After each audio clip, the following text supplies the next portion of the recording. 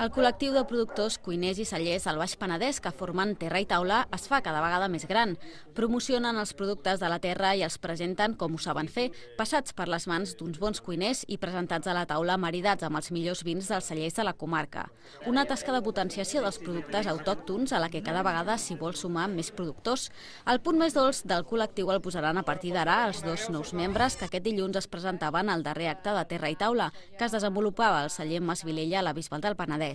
Fins aquí s'acostava una cinquantena d'amants dels productes de la terra penedesenca que volien conèixer noves maneres de gaudir-los a la taula de casa o dels restaurants que formen part del col·lectiu. Les melmelades de Cal Lluc i les postres de l'Obrador van ser les protagonistes d'una jornada en la que els participants, ja veterans, també van fer la seva aportació més dolça fins ara.